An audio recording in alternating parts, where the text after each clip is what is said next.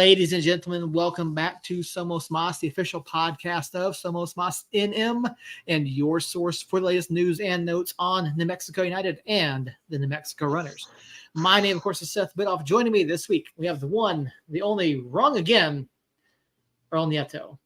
Earl, how you doing? You're looking fresh. You're looking like you got a clean cut up there. You doing okay? I know you lost to fantasy a couple times here recently, so. I've only lost 3 times in a row. So I don't know if my little caption that I have going on right here, signs of a heart attack. I don't know if it's because I suck at fantasy or I suck at picking Cowboys teams. Someone tells me it's both. Very well could be. Harry got the big screen. I don't know if I call that a big screen. It's I don't know, but in the new place, got the setup going. So, Earl, you sent me a trade, and I debated on this. You offered me Jalen Hurts for Justin Herbert. Your number one QB for my number one QB. Obviously, you need help elsewhere. So why are you trying to trade for a QB? Have you seen my QB? Who's your backup? Brock Purdy. Actually, so I have a weird way of doing things on my fantasy. Okay. So my backup is Deshaun Watson and Brock Purdy. Okay. Yeah. Well, I mean, my backup is Joe Burrow, so I mean, I'll give you Burrow for Hurts if you want. I will give you. Let's talk about this. Hold on a second. I will give you.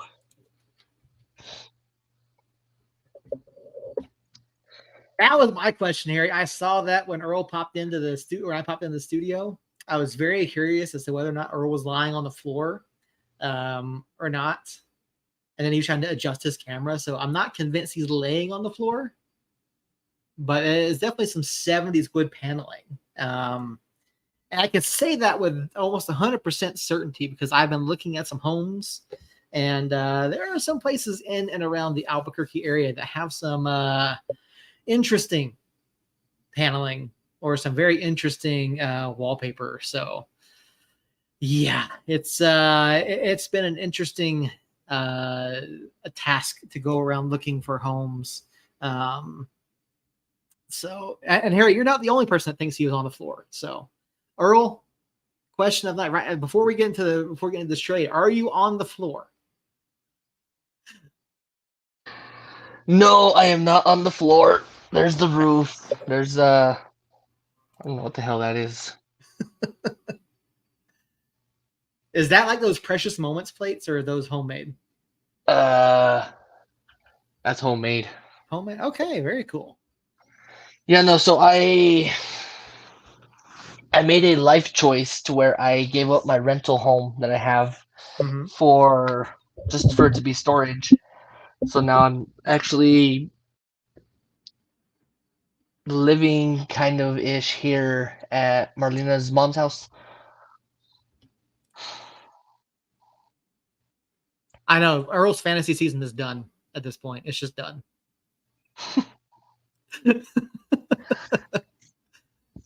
I don't think he's talking about fantasy at this point.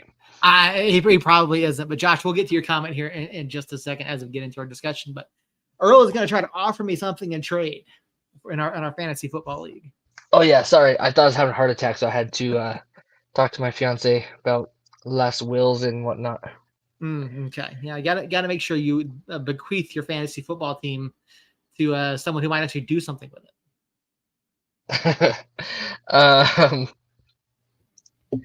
I will give you Dalton Schultz and Jamal Williams for your boy over there, Justin Herbert.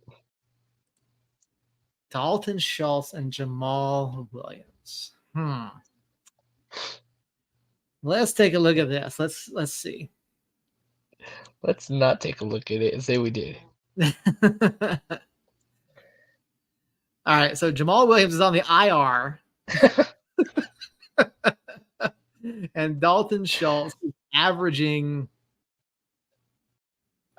3.9 points a week. So that's a yes. I mean, looking at my tight end situation, my tight ends haven't been great, but I think I will pass on the IR because I already have Cooper Kupp on IR, who should be back next week. So, yeah, at that point, my bench will be full. Yeah, George Kittle. I don't know what's going on with George Kittle. Like, I am not impressed with him so far this season, despite San Francisco playing decently. So, I don't know. We'll take a look. We'll see if Earl can come up with another trade. Because George Kittle got you 16 points. He did last week. Yeah, I haven't. He's only averaging 9 a week though. So this first 2 weeks were kind of quiet. So I'm not all that impressed with his performance so far. But we'll figure that out. We'll figure something out. But Josh Gonzalez already kicking off the comments over in the chat over here. The Mexico United obviously coming off of another poor week. 1 point from 2 matches against the top 2 team. I guess the top team from either conference picked up 1 point against Sacramento and a entertaining draw, so to speak.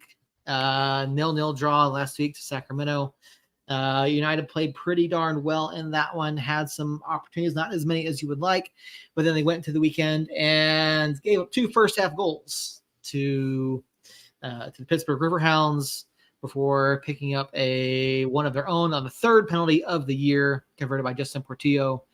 But again, 1 point, 2 matches, 3 matches to go. Earl, let's just get right into it. I mean, things are not going well. You look at Josh's comments here in the chat. Our title for tonight, obviously on the brink. Josh Gonzalez, I agree. A loss is basically elimination. It is what it is. It's been a tough season. Got to come back stronger next year. We're playing a solid team that's fighting for a home playoff game, but we're also fighting to stay in contention, so it's not impossible. And also credit to you for coining board again. So, Josh isn't wrong. So what I'm gonna do is I'm gonna work those comments backwards. Okay. Josh, I appreciate the shout out for the Schneider board again comment. For those of you listening, if you're watching today, cool. I appreciate you hopping in on 8:15 on a Tuesday night. If you aren't watching live and you're listening, I appreciate you. And if you're not a soccer fan, even better. Thanks for being here. You must have got lost and clicked on something. I'm afraid to know what you're clicking on. Because no, we're not clickbait. But yeah, so on Facebook after the Sacramento match, I was pretty heated. I was pretty livid. And you took to the nation. I did. You took to the nation. Not only did I take to the nation. Give me a minute. Okay.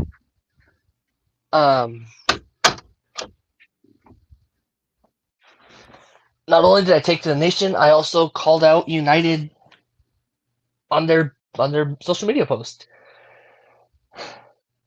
Which, of course, we are not afraid to do because we are not company men. Yeah, we're not corporate shills. There you go. So yeah, so I definitely voiced my opinion, and I'm sure David will probably pull me aside this Friday or Saturday when I go to the match and tell me, hey man, we gotta not do that. Mm-hmm. But then he might not. Yeah, I can say that some folks did reach out from some different walks. They were very interested in your comments on social media, comparing you to a friend of the show, Cole. Asked if you're trying to dethrone him. So, no, I'm not trying to dethrone Cole because Cole has that position set in stone. Mm-hmm. What I am trying to do, and what I was trying to do that night, was point out to the team one of the major issues with us not being able to score or us not being able to pick up any kind of result in our favor. And whenever I saw the Thanks, Jane. I appreciate it. I'm glad someone here appreciates my crazy ass comments. Um, fuck you, Seth. I tend to stay very quiet on Facebook. I And I do usually pop in do from time to too. time. Yeah. I usually stay really quiet, especially on the nation, especially after a match. I'm usually not even looking at it, anything like that. I'll hop on Reddit once in a while and check out the United subreddits and everything going on there. These are all shameless plugs to United social media pages, just so you know. The Not Reddit a is corporate. not the Reddit is not run by New Mexico United, by the team. I will tell you that it is not run by the team. I'm one of the moderators. Pete does have an account over there, and honestly, the subreddit is somewhat dying due to their APK issues. So folks are moving on. There is a New Mexico United Discord. If you're interested in joining that, there is live match discussion as well as other things over there. I'll put a link to that in the chat if you want to join the match Yeah, discussion on Discord. if you could text me that link, that'd be cool. Yeah. But no. Aren't So you what I in was it trying. already? No. Oh, I thought you. Someone said you were. The Discord? Yeah. I don't think so. Okay. Well, if you're not, I will send you that. I'm about to find out now. Okay. So if you're interested in joining the New Mexico United Discord, you can certainly join. Again, there is live match discussion over there during every Okay, yes, match. I am. There are, Yes, okay, I am. I thought you were. There are other threads in there as well. So go ahead and pop on in over there. Join us on match days, particularly the away days, where we do chat about things in there. So here's the thing. Not to interrupt all the subreddit and all the shameless plugs on social media, but my main goal that week or that match was to shed light on the fact that every time Schneider Bordigan steps foot on the pitch, it looks and he plays as if he ate a chub of bologna. Oh my god. That is an interesting comparison. Which watching him eat a chub of bologna versus actually watching him play might be more entertaining at this point. Because once again, it's like a weekly routine, a weekly bingo card item. How half-assed can he take a shot? Yeah, that shot on Saturday night was not good. Probably about as half-assed as Sonic did my toasted bacon club the other day. If you don't know what I'm talking about, yeah, if you don't know what I'm talking about, go to my personal Facebook page, and go ahead and scroll down a little bit back to, I want to say yesterday. Yeah, it was yesterday. Go to yesterday, and you'll see a half-assed Schneider Bordigan kick.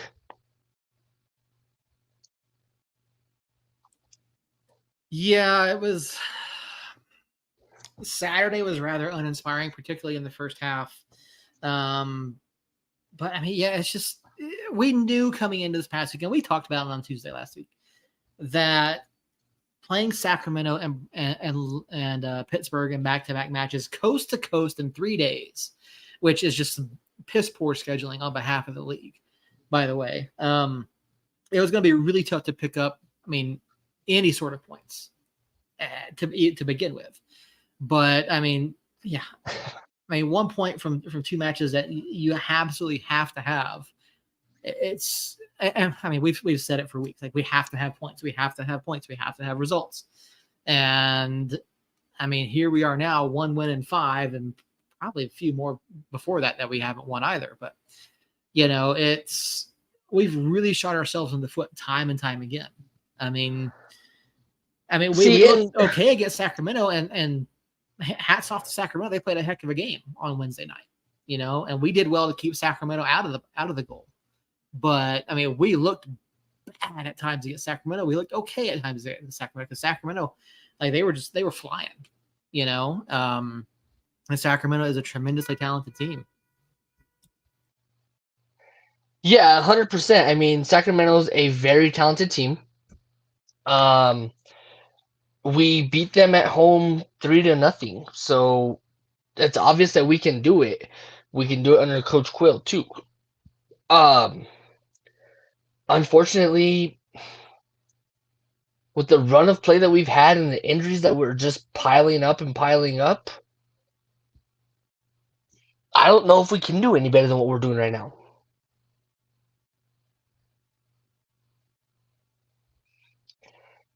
Yeah, I mean, I don't know if we can do any better than what we're playing. I mean, we've literally took that chub of bologna and smoked it. I do And apologize now if you we're can hear just that someone's car alarm was going off.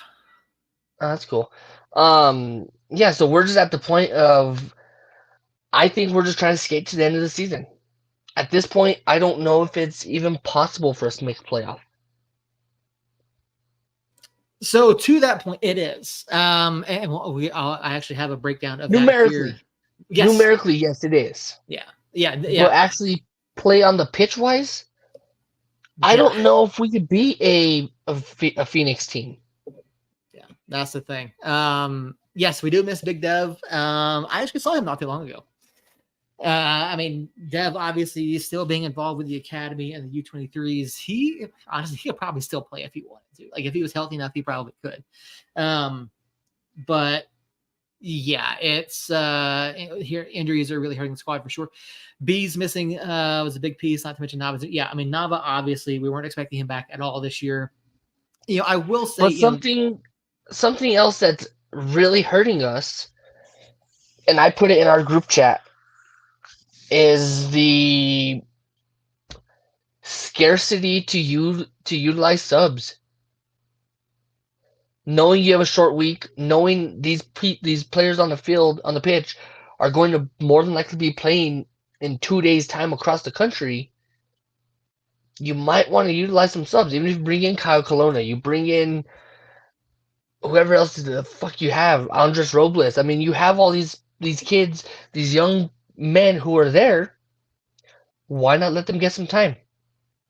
Yeah, that's so.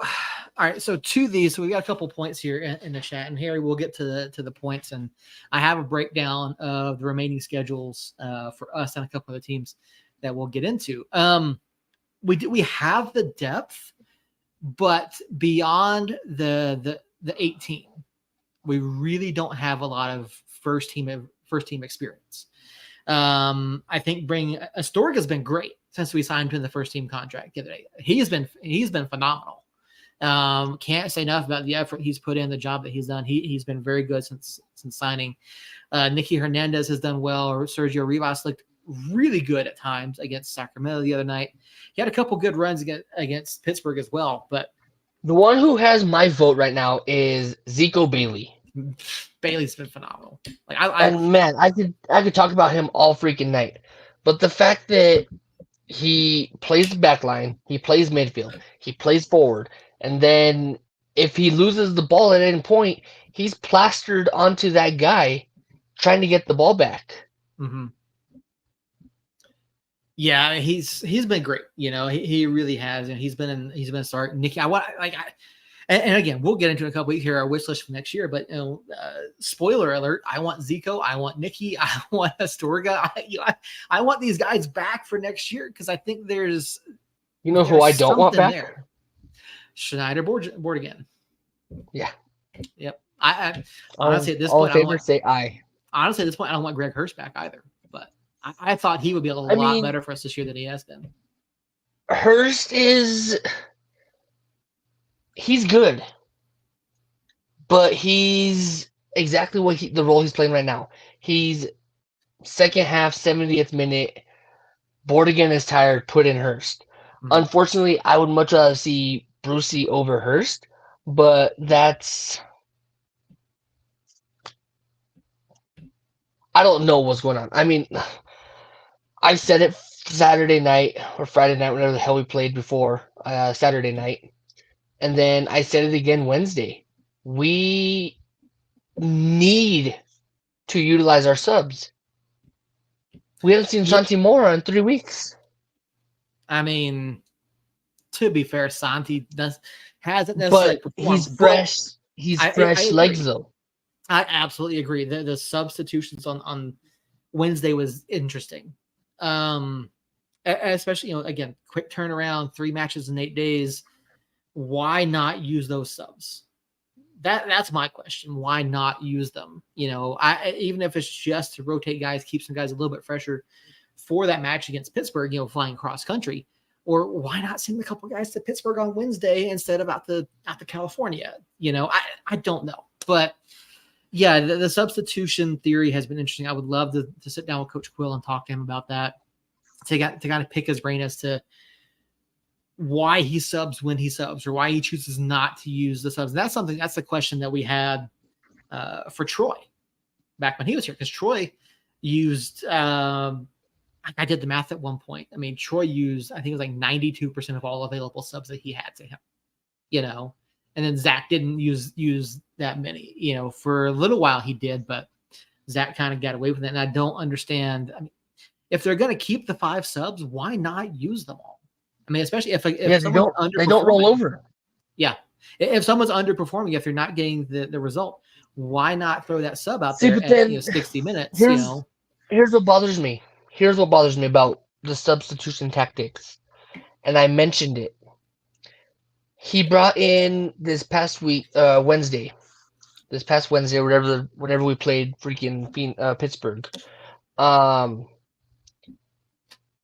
He brought in Hursty for the person who was actually performing for Mondo. He subbed Mondo off, who was actually wanting to score, who was actually wanting to play, for Hursty, who hasn't scored a goal since, I believe, El Paso or maybe Orange County. I'd have to go back and look and see when Hurst scored last. But I want to say it was his brace against El Paso. Well, the thing about that sub, the thing about bringing him on for Mondo is that we needed Mondo for Saturday. Like you can't. And yes, Mondo could more than likely go 90, but I think he had just gone 90 on Friday, and then you don't want him necessarily going 90 in 3 straight matches. So, I mean, I get it. I understand that. Here we are talking about. But you don't pull him off in the 60th minute. I mean, if you're trying to hold something back for Saturday, yes.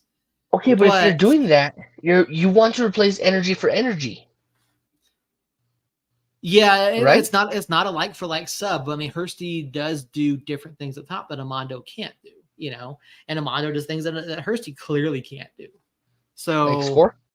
Yeah, that's one of them, But yeah, it's I don't know. I want to sit down with Coach. I want to talk to him about that and kind of pick his brain to kind of get a better understanding of his substitution theory. I think it would be interesting because we've seen him use all 5 at times. We've seen him use 3. We've seen him use 1 or none at times, So the use of how many and when I think, would be a really interesting conversation. And I'd like to, honestly, I'd want to talk to him like off the record, just have a conversation with Coach,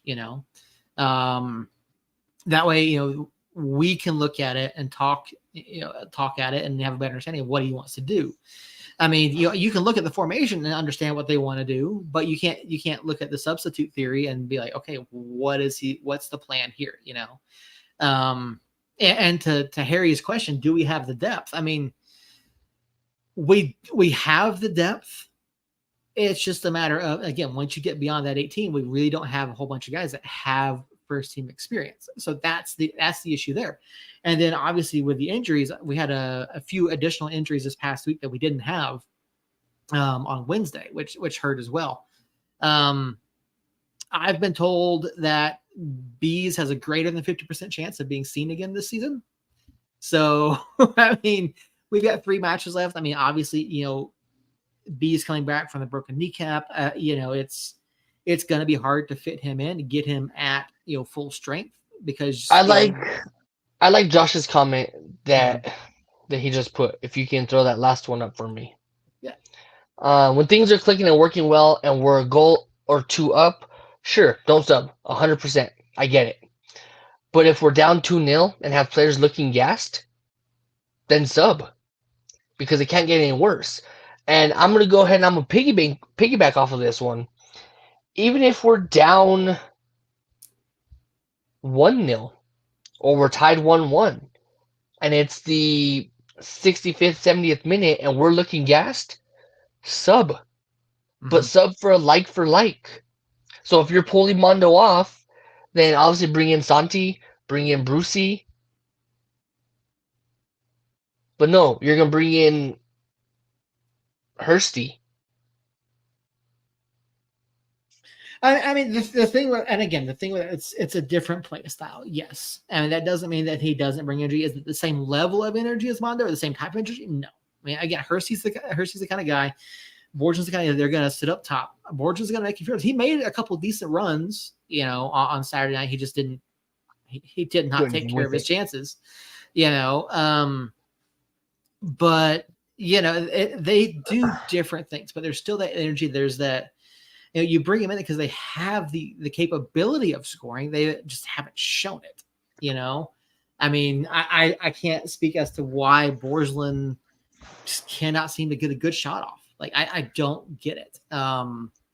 Is he an MLS level talent? No, I really don't think he is. I mean, I don't. I'd have to go back and double check the stats. I don't have them right in front of me, but his time in actual MLS play is severely limited, if at all. He played in MLS 2 or MLS Next Pro.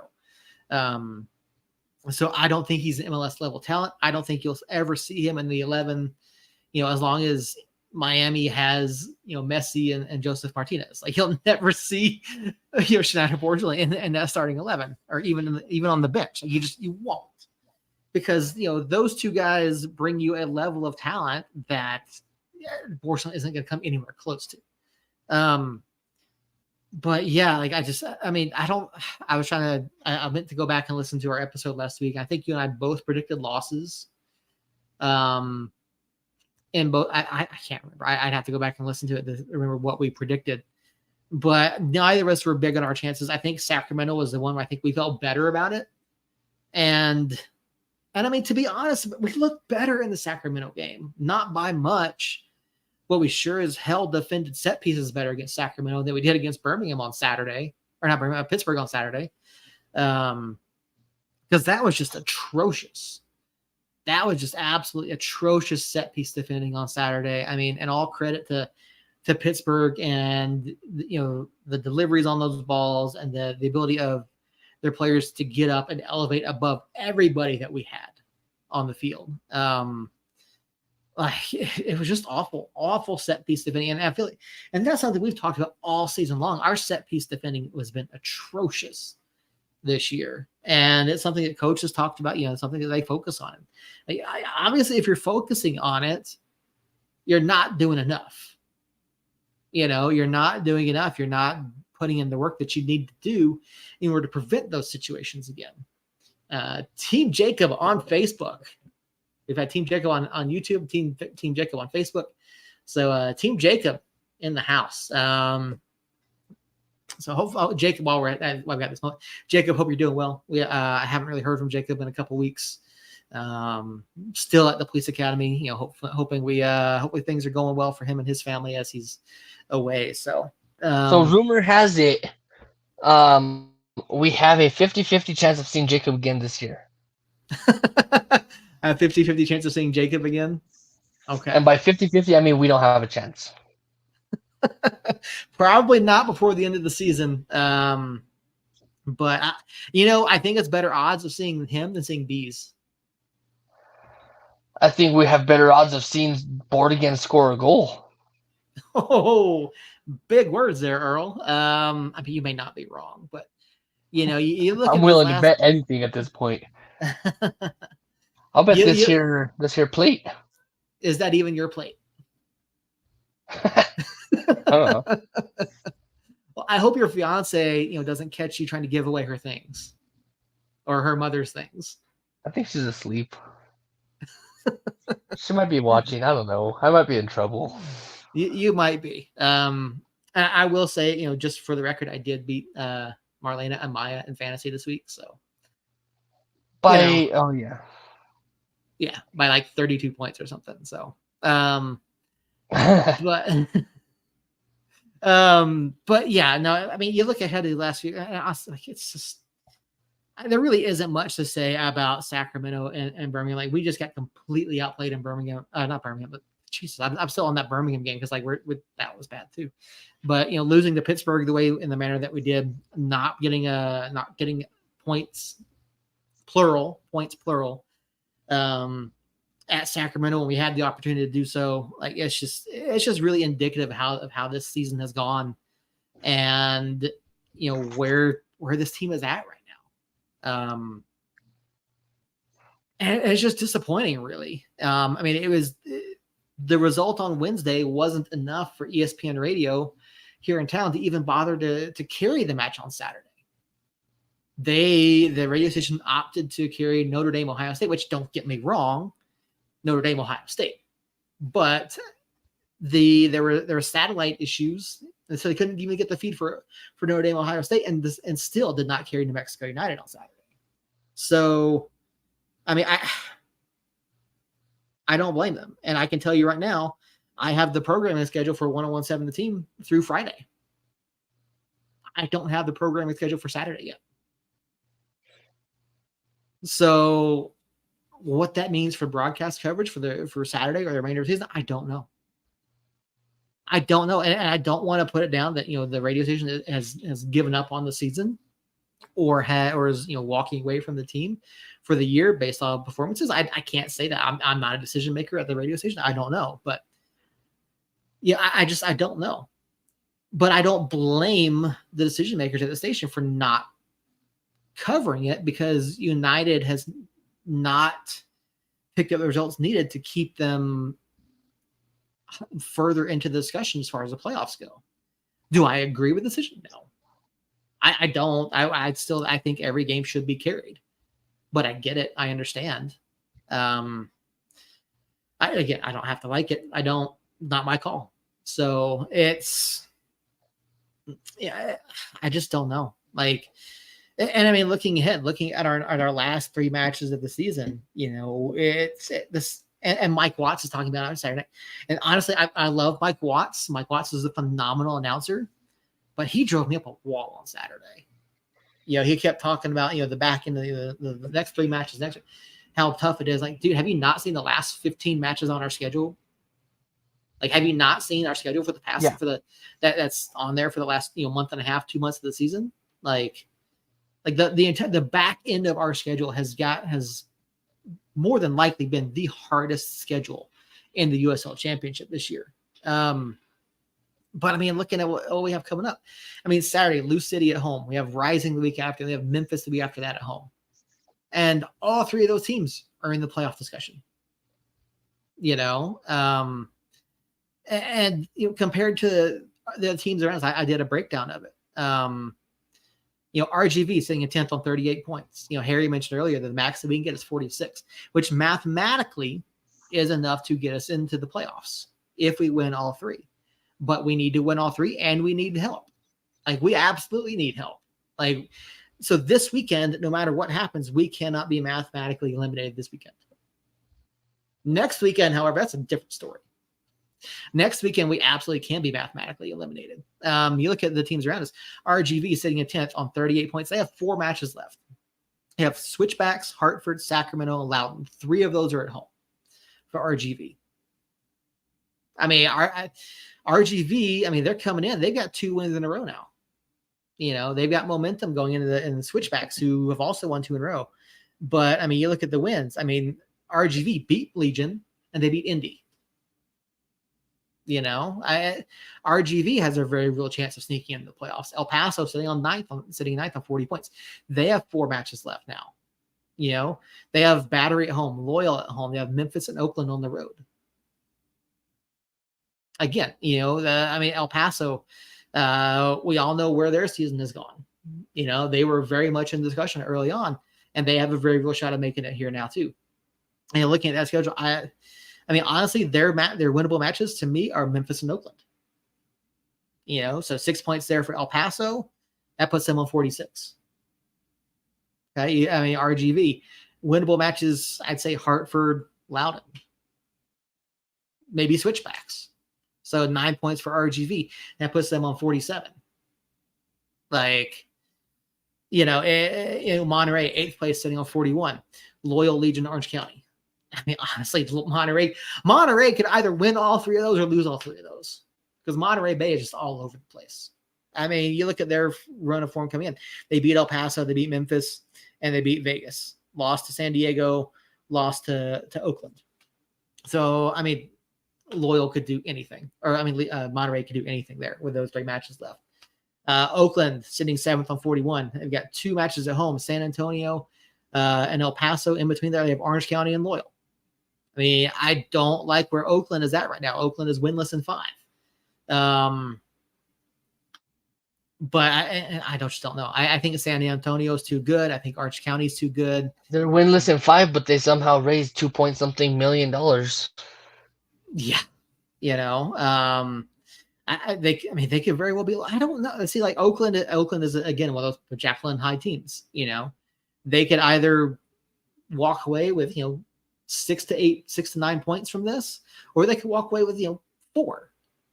And then I threw switchbacks in here because mathematically, as of right now, we could still potentially overtake them. They've got 3 matches left: RGV, Lights, and Rising. So, I mean, switchbacks have a tough. I mean, honestly, I still think we have the hardest schedule of everyone coming into these last few matches here. But it's tough. It really is. So, hitting us on these comments, I don't get that they're not doing enough Logic in the state. It also has the Lobos and Isotopes. I mean, again, like, it's from a business standpoint, it makes more sense for the station to carry Notre Dame, Ohio State, than it is a United team that's not in the playoff picture, because it just does from a business standpoint. I don't agree with it. I don't like it, but that's the decision that the station made. I agree with you, Jane. I turned those guys down as much as I could, but it is what it is. There's nothing we can do if we don't have that, if we don't have the home commentary there. So let's see. Harry, you can if New Mexico United loses in El Paso. I mean, technically no, but I mean, if El Paso wins, that puts them on 43. I'd have to go back and look at the tiebreaker. I think we have the tiebreaker over El Paso. I'd have to look at it, but it's very contingent on that. So, our team's motivation should be just be better than El Paso. Listen, I think a lot of folks would be okay with that, Josh. I really think they do. Carlos, how you doing, buddy? Glad to see you in the chat. Hope you are doing well. How's life treating you, my friend? We're here commiserating, talking about the end of the New Mexico United schedule and what happens from here. I mean, Earl, obviously it's a win or go home, basically. Any loss basically eliminates us from playoff contention. Yeah, that's pretty much how it is, and we've done it to ourselves, which sucks. I know it's not fun, and it's definitely not easy talking about it, especially being a fan more than a broadcaster or whatever the hell you want to call us these days. Definitely not a corporate shill, that's for sure. So it's tough. These conversations are super, super hard and stupid hard to have. But at the end of the day, I mean, someone can't make it. Mm-hmm.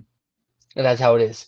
I'm just hoping that 2 years in a row, us not making playoffs does not mean a huge drop in fans. But then again, as long as I have Carlos as a fan, I guess we're good. Carlos, you are correct. It could be worse. We could have lost by 50. Tua just or you can be 0-3 in the fantasy league that you created with your fiance and her daughter and your nephew. Yeah, and my nephew and the guy I do podcasts with and Team Earl. Yeah, it definitely could be worse. So, I mean, honestly, Harry, I think I'm down to points per game versus in-conference opponents which I'm fairly certain El Paso has us at this point, but I'd have to do the math on that. So yeah, I think we do lose the tiebreaker to El Paso, but I'll have to look at that and see. But because head-to-head points, we both have a win. Both games were 1-0 win. So, but yeah, it's just a rough schedule, and we've talked about it ad nauseum. It's time after time United has shot themselves in the foot through lack of effort, through lack of discipline, through poor set piece defending. And yeah, injury. Yeah, don't get me wrong, injuries haven't helped the situation, but it's just been a really inconsistent year. There's been no consistency aside from that 5-match stretch after coach got hired. There really hasn't been a stretch of matches where we can look at it and say, hey, that was really good. So I don't know, but I mean, there's some pieces there. There's some pieces. There are some guys that have looked good. There's some guys that have done well since coming in. Are they the difference makers we need up top? No. But then there are some guys that have looked piss poor, terrible, and I'm not just talking about Bordigan. Mm-hmm. Yeah, I mean, we can go down the list. I mean, Greg Hurst has not had a good season. Schneider Borgelin has not had a good season.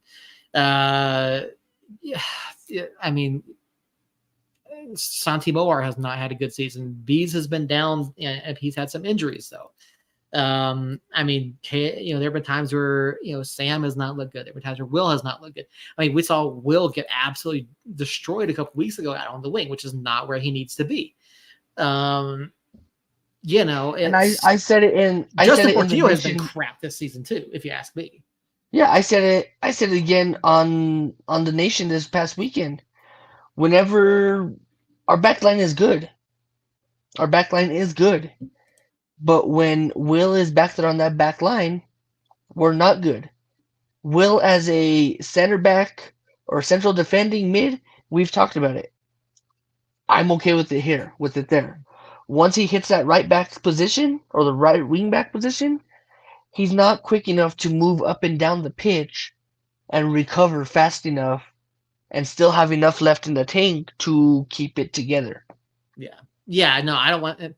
As a center back, he's fine. But as a wing back, as a right back, whatever you want to call it, full back, basically. I don't want to see him out there. He doesn't have the pace. He doesn't have the ability to do it. And it's just disappointing seasons from a lot of guys. Santi don't have a good season. I mean, I like Alex. I think Alex should have been given more opportunities. I think Kelowna should have had more opportunities. I think Kelowna could be really good for us going forward. Bees with the injuries. Brucey had some injury issues, but when he was in there, I mean, Brucey is Brucey. You can't say that Brucey had a bad game this season. Nicky's been phenomenal since he came in. Justin, 4 goals on the year, but 3 of them come from the penalty spot. He is not, but again, he's not the guy that's gonna be driving the box, putting in shots and things like that. But I mean, but that's not all about that's not all that he does. All right, Carlos, we'll see you later, man. Have fun with the tacos. I mean, Justin's set piece delivery has not been very good this year. Last year we talked about how phenomenal he was on set pieces. We talked about it a lot. He hasn't been at the same level this year. Harry's been fine. Nothing really stands out about Harry one way or the other. He's been fine. Sergio had a resurgence. Armando had a resurgence. After Quill came in. So and Josh Suggs has been phenomenal since Quill came in. Is he injured or what's going on with that? I want to say he was injured the other night. Let me double check. He wasn't on the report. Let me see. Because I did post something over in the Suggs was questionable on Saturday. Okay. Yeah, so Suggs was questionable. So looking back at Saturday, Nava, Harry was out on Saturday. Alex, obviously. Bees, Isaac Zuleta was out on Saturday. Milo was out on Saturday. Milo's a guy I want to see have more opportunities as well. And Josh was, questionable for Saturday evening's match. So, I mean, it's 7 guys on the injury report on Saturday. which is not a good look, But yeah, I am concerned. I don't at this point. I think our playoff hopes are dashed. I don't think we have the momentum. I don't think we have the ability to get up and down against teams like Lou City, like Memphis, and excuse me. I just don't see us doing it. I don't see like I was holding out hope for as long as possible, and again, while it's mathematically possible, I look at these last 3 matches and Rising is the only place I see us picking up points. Because I don't see us beating Lou City, even at the lab. I don't see us beating Memphis at the lab. So it all depends on what Memphis brings. If Memphis secures their spot and they're locked into their position, they can't do anything else, I think they give their starters some rest. Yeah, they're sitting 4th place level at 49 points. They do have I want to say they do have the tiebreaker over Lou City. I could be wrong. I have to investigate that, but in fact, I'll do that while we're talking here. But yeah, it's so last match of the season, of the regular season, I think if Phoenix or if Memphis is locked into their position, whether it be for, 3rd place or 4th place, and they're definitely locked in and there's no going up or down for them, then yeah, I think we see academy kids come on for them. We see a bunch of nobody, no big name, no first teamers come on and play against the first team of United to try to hopefully United's still in the playoff picture at that time, and hopefully United can clinch on the last day like we usually do. Memphis has 3 matches left. They do hold the tiebreaker over Lou City. So if they finish level 1 points, they do have the tiebreaker there. Memphis's final 3 matches are Legion, Locomotive, and us. So they could realistically walk away with 9. They could realistically walk away with 3, depending on that. So I think it's somewhere in the middle. I think they lose to Legion. I think they beat El Paso. I think they beat us. But looking at this Saturday against Lou City, Lou City is Lou City. They are down a bit this year, but they are still, they are locked into a playoff position. I don't see them falling below the 5th seed, because below that they got 7 points on Indy with 3 matches. But yeah, I don't see them dropping below Indy. So they're in the top 5. They're fighting for one of those top 4 spots, home playoff match. So I don't see Lou City resting anyone. I don't see them, sitting back. I don't see them taking this one easy. They do still have something to play for. So, you look at that and it's just, they're talented. Lou City is absolutely talented. They are beatable, but I don't have faith in our ability right now to do that against a team of that caliber. So, we can try to break it down all we want, but I think under Danny Cruz, Lou City, they're the better team. They truly are. They're truly the better team on paper and on the pitch. So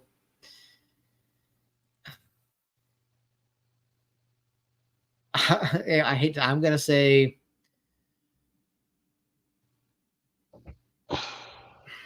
2-0 Lou City on Saturday.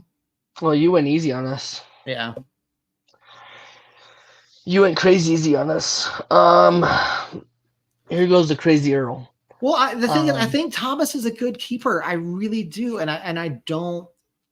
I'm not saying that. I don't see us giving up a crazy amount of goals. I do. See, as much as I like Thomas as a keeper, he's really good. He's put us in some really good spots to put really good positions to win matches. Unfortunately, I think Lou City is just too good. Mm-hmm. When you talk about USL playoff champions or USL regular season champions or whatever you want to call it, the team that's lifting the trophy at the end of the year, name one team that comes to mind. Lou. Exactly. That's my mindset. When you Mhm. think about championship, you think about Lou City. Um, and I don't know, maybe what happens is Brandon Morris over there takes it easy on us, just like Josh McDaniels did, or whatever his name is. From who's the head coach for Miami? Mike McDaniel. Mike McDaniel. Yeah, close. Um, just like he did for the Broncos, where he took it easy on them, didn't kick that field goal, and beat them by an NFL record. Um, so yeah, so I think we get Broncoed out here. You think so? I really do. I think we go down 5-0. Okay. And That would I that would think be the only reason something. why it stops is because they start putting in subs and they go easy on us. Mhm. But I think we look at 5-0 here. All right. That's a bold that's a bold prediction there, Earl. I really hope you're wrong. I hope to God Um, I'm wrong. so yeah, it's no matter what, we'll be supporting our team, and we'll be watching, we'll be seeing what's going on. They might underestimate us, seeing where we're in the table, thinking that they have it easy. But if we have done anything this year, it's fight for 90 at home. I'd say we fought for about 70 in every match at home. But no, I get it. I get it. There does seem to be a different energy about the club when they are at the lab. That is absolutely true. I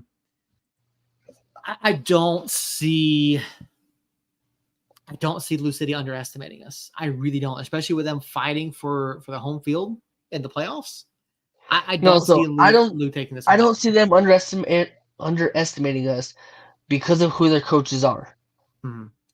They have Brandon Morris, who was with us since day one. So he knows that we're not a team to be underestimated on. I mean, he was with us during our Open Cup run. Hmm. So he knows better than anyone what this club has. And I don't think they underestimate us. And I think that's why they come out firing on every cylinder. And the bleeding finally stops when they get tired of it. Yeah, I mean, you're right. It is a possibility, Josh. It absolutely is. We can hope. We can certainly hope, and we can certainly hope that our guys are up to the challenge on Saturday. And we've said it the past several weeks. Like we hope that we're wrong. Every time I pick against us, I hope that I am wrong. I want to be proven wrong. I want us to win. I want to see us get the points that we desperately need. But I don't see it against Lou City this weekend. I just don't, and that's unfortunate. I mean, we'll be there. We'll be there. We'll be in the press box. We'll be watching. We'll be, doing all that fun I stuff. I too will be there in person. Okay. But yeah, so we'll see. Earl, do you have any closing thoughts about anything this week? The WWE releases, USL, your fantasy football team, anything at all? No, you just want me to go to bed sad, don't you? I mean, I that's not my goal, but if you do, I can't help that. Yeah, no, I don't really have much going. I mean, much more to add to it. I mean, we're at the dying we have the dying moments of the season happening now. I Mm-hmm. mean, dying moments, we're down by 5 points now, I think, to clinch a playoff spot. Double checking. We are 4 points off, I think. 4 points. Yeah, 4 points off a playoff spot. I knew it was 4 or 5. Either way, we're right there. All we have to do is get 2 wins, and we're in. 2 wins and 2 losses for them, we're good. But unfortunately, I don't know if I have the faith in us to actually do it. Yeah. So, I mean, 4 points puts us level in points with Monterey. Monterey has a tiebreaker in goal differential or goal scored in head-to-head matchups. So that's if we finish level Monterey. So I mean, obviously there's a lot more math involved before we figure out what actually happens here last couple weeks. But we're going to hold out hope. We're going to hold out hope that United pulls out 3 wins and makes it really tough on these other teams, and hope we get some help along the way. But I mean, whether we make it or not, unless we win the cup, I mean, honestly, this year, like I think you write this one off. Coaching change year, a lot of injuries. You come back next year, Quill gets a full year to build the squad that he wants, and we start fresh next season. So. And speaking of the offseason, make sure you guys do stay tuned to the offseason, because we do have 2 special guests coming on that I have already confirmed that they're willing to do so. And it seems to be our yearly treat, where we have New Mexico Runners owner and founder Andres Trujillo, and also USL legend, Runners head coach Steve Meguera. Oldest goal scorer in MASL history. Mm-hmm. Yeah, we have those 2 set to go. I might get a couple players on, like Murshad, Amadi. I know my daughter is looking forward to that, because Maya loves Murshad to death. She was actually able to interview him. Mm-hmm. So we have some big things happening in the off season. And then we have silly season. Silly season will be fun this year. It'll be interesting to see, when we get in and do our dissection of this year, and then start looking forward to next season, because that preseason is going to be here before we know it. So I think that's going to just about do it for Earl, for Jacob, for myself. Thank you to everyone who popped over in the chat or in the text line. We do appreciate each and every one of you. Harry, Carlos, Josh, Jane, Harry, again, we do appreciate each and every one of you for popping in and hanging out with us, giving us your comments and questions about the show. If you didn't catch the show live, I do want to give a shout out to 2 people who were listening on the sidelines. That'd be Maya and Marlena, who once again Seth did not guess the secret words, because there are a couple of them today. Today's secret words that Seth gradually missed were chub and plaster. Chubb was an odd one. That was an odd one. I thought something was up. I think that's just, yeah.